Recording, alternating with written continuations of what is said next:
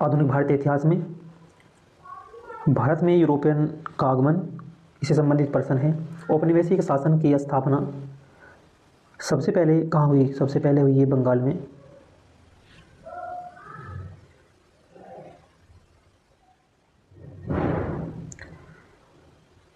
औपनिवेशिक शासन सर्वप्रथम बंगाल में स्थापित किया गया। बंगाल प्रांत में सर्वप्रथम ग्रामीण समाज को पुनर्व्यवस्थित करने और भूमि संबंधी अधिकारों की न्यायिक व्यवस्था को लागू करने के लिए एक नई राष्ट्र प्रणाली स्थापित करने का एक प्रयत्न किया गया था।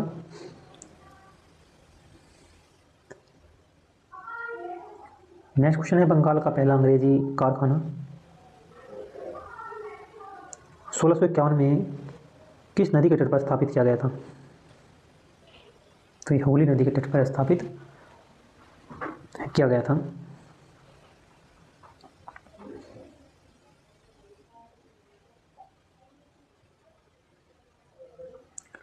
बंगाल में अंग्रेजों को सर्वप्रथम व्यापारिक छूट वर्ष 1651 में प्राप्त हुई थी, जब बंगाल के सूबेदार शाहशुजा, शाहजहां का दूसरा बेटा था, उसका नाम था शाहशुजा, ने एक फरमान जारी कर कंपनी को 3000 रुपये वार्षिक कर के बदले बंगाल, बिहार व उड़ीसा में व्यापार करने का विशेष अधिकार प्रदान कर दिया था। शाहशुजा की जो अनुमति से बंगाल में पहला अंग्रेजी कारखाना जो है ये 1651 में हुगली नदी के तट पर स्थापित किया गया था। अंग्रेज अधिकारी ब्रिजमैन को इस कारखाना फैक्ट्री का प्रधान नियुक्त किया गया था, ब्रिजमैन को।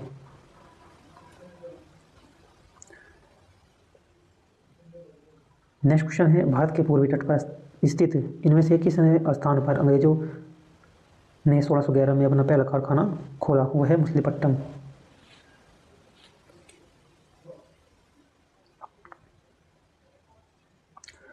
भारत के लिए समुद्री मार्ग की खोज किसने की थी? भारत के लिए समुद्री मार्ग की थी वास्को डी गामा ने 1498 ईस्वी में। 1498 ईस्वी में।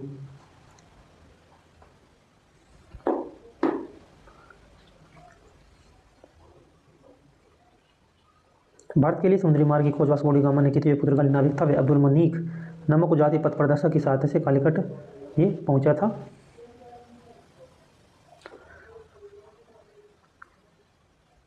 सत्रह मई 1498 को पहुंचा। यहाँ के शासक थे पैतृक उपाधि जिनकी थी जमोरिन, उन्होंने ही उसका स्वागत किया वास्को डी गामा का कि उसने नए समुद्री मार्ग की खोज की थी।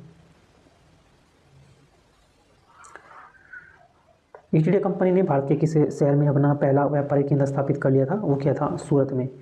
31 दिसंबर 1600 ईस्वी को इंग्लैंड की महारानी एलिजाबेथ प्रथम ने कंपनी को 15 वर्षों के लिए पूर्वी देशों के साथ व्यापार का एक अधिकार प्रदान किया था और भारत में व्यापारिक फैक्ट्री स्थापित करने का प्रथम प्रयास कैप्टन हॉकिंस के आगमन से हुआ था। इनमें से कौन सा खोजकर्ता भारत आना चाहता था किंतु उसके बजाय अमेरिका के तट पर चला गया था? तो ये था क्रिस्टोफर कोलंबस। कोलंबस जो था ये स्पेन का नाविक था। ये स्पेन का नाविक था जिसे भारत के समुद्री मार्ग की खोजने के बजाय अटलांटिक महासागर में भ्रमित हो गया।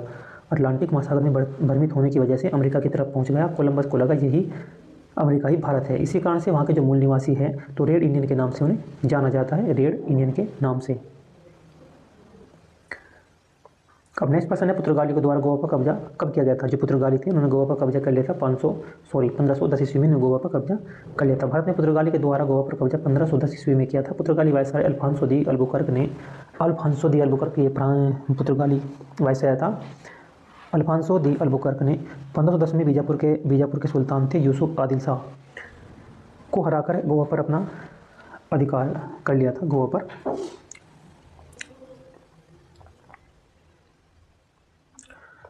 गोवा को पुर्तगाली से स्वतंत्रता किस वर्ष प्राप्त हो गई थी? ये 1961 ईस्वी में हुई थी।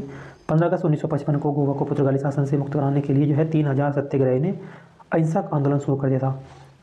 अहिंसक आंदोलन शुरू कर दिया था, यानी कि 15 अगस्त 1955 को गोवा को पुर्तगाली शासन से आज़ाद कराने के लिए 3000 सत्याग्रही अहिंसक आंदोलन शुरू किया था। जनता ने जनमत संग्रह की मांग की, परंतु पुर्तगाली सेनाओं ने निहत्थी जनता पर गोली चला दी और भारत सरकार को फिर हस्तक्षेप करने के लिए विवश किया गया और भारतीय सेना ने एक गोवा में ऑपरेशन चलाया, इसका नाम है विजय। एक ऑपरेशन चलाया विजय ऑपरेशन, ये चला गया था 19 दिसंबर 19 दिसंबर 1961 को ये पुर्तगालियों से गोवा दमन द्वीप मुक्त करा लिया था। तीनों सम्मिलित करके केंद्र शासित प्रदेश बना दिया गया था। 1987 में गोवा को भारत का 25वां प्रांत बना दिया गया था। 1987 में भारत के समुद्री मार्ग की पहली बार जो खोज की थी वो की थी पुर्तगालियों ने की थी। भारत के समुद्री मार्ग की खोज पुर्तगालियों ने की थी। कहीं 20 मई है, कोई इसका 17 मई भी है। 20 मई 1498 को की थी। अमेरिका के समुद्री मार्ग की खोज कोलंबस ने की थी। वह की थी 1492 ईस्वी में। 1492 ईस्वी में कोलंबस ने इसकी खोज की थी।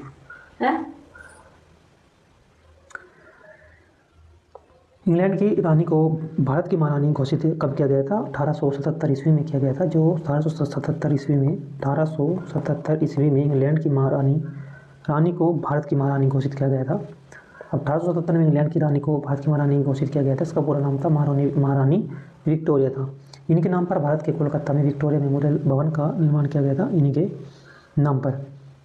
के नाम पर भारत के जो कोलकाता में विक्टोरिया मेमोरियल भवन का निर्माण किया गया था।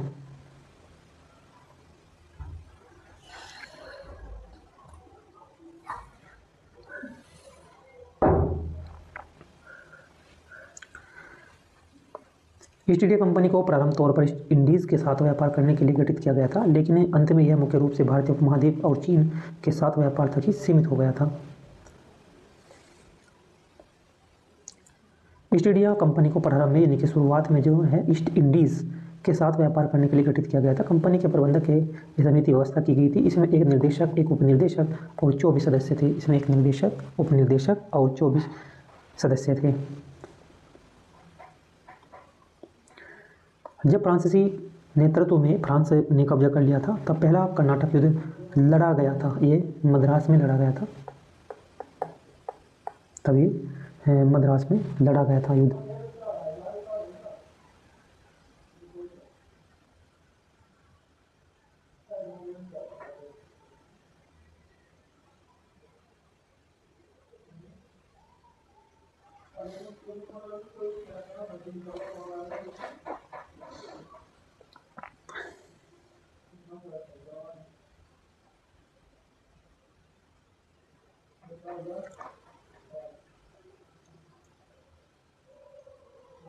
कर्नाटक का प्रथम युद्ध 1740-48 ईस्वी, ऑस्ट्रेलिया के उत्तराधिकारी युद्ध 1740 ईस्वी का विस्तार है। कैप्टन बार्नेट के नेतृत्व में अंग्रेजी सेना ने कुछ फ्रांसीसी जलपोत पकड़ लिए थे, जो युद्ध के तात्कालिक कारण बना था। इसके परिणामस्वरूप मॉरिशस फ्रांसीसी गवर्नर ला बोर्डोन ने मद्रास पर अधिकार कर लिया था। भारत के प्रथम कर्नाटक युद्ध में पैराडाइज की फ्रांसीसी सेना और महफूज खां के नेतृत्व वाली नवाब की सेना के मध्य लड़ा गया था और फ्रांसीसी नवाब की सेना को सेंट थॉमे नामक स्थान पर पराजित किया। और इस युद्ध की समाप्ति जो है इसकी यानी कर्नाटक के प्रथम युद्ध की समाप्ति हुई थी एक्स-ला-शापिल की संधि। ये कब हुई थी? 1748 ईस्वी में हुई थी, क्योंकि संधि के कारण ऑस्ट्रिया उत्तराधिकार युद्ध समाप्त हो गया था। इस संधि ने अंग्रेजों को मद्रास पुनः वापस मिल गया था।